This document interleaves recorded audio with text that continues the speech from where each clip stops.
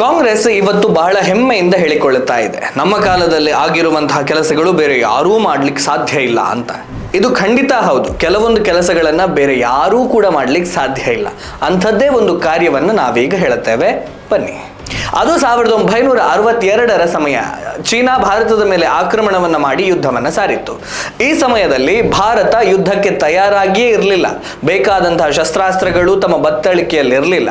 ಇಂತಹ ಸಂದಿಗ್ಧ ಸಮಯದಲ್ಲಿ ಆಗಿನ ಹಣಕಾಸು ಸಚಿವರಾಗಿದ್ದಂತಹ ಮೊರಾರ್ಜಿ ದೇಸಾಯಿ ಅವರು ನಿಮ್ಮಲ್ಲಿರುವಂತಹ ಹಣ ಮತ್ತು ಚಿನ್ನಾಭರಣಗಳನ್ನು ಸರ್ಕಾರಕ್ಕೆ ದಾನ ಮಾಡಿ ಅಂತ ದೇಶದ ಜನತೆಗೆ ಕರೆಯನ್ನು ನೀಡಿದರು.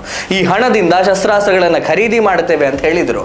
ಈ ಕರೆಗೆ ದೇಶದ ಜನತೆ ಓಗೊಟ್ಟು 252 ಕಿಲೋಗ್ರಾಂ ಚಿನ್ನಾಭರಣಗಳನ್ನು ದಾನ ಮಾಡಿದ್ರು.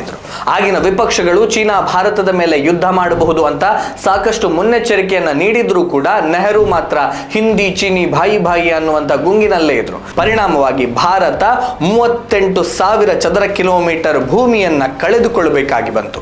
ಈಗ ನೀವೇ ಹೇಳಿ ಸ್ನೇಹಿತರೆ, ಕಾಂಗ್ರೆಸ್ ಮಾಡಿರುವಂತಹ ಈ ಕಾರ್ಯವನ್ನ ಯಾರಾದ್ರೂ ಮಾಡ್ಲಿಕ್ಕೆ ಸಾಧ್ಯ ಇದೆಯಾ? ಇವತ್ತು ಮೋದಿ ಅವರು ಚಿನ್ನಾಭರಣಗಳನ್ನ ಸರ್ಕಾರಕ್ಕೆ ದಾನ ಮಾಡಿ ಅಂತ ಹೇಳಲಿಲ್ಲ, ಬದಲಾಗಿ ಚಿನ್ನಾಭರಣ ಖರೀದಿಯನ್ನ 1 ವರ್ಷಗಳ ಕಾಲ ಮುಂದೂಡಿ ಅಂತಷ್ಟೇ ಹೇಳಿದ್ದಾರೆ.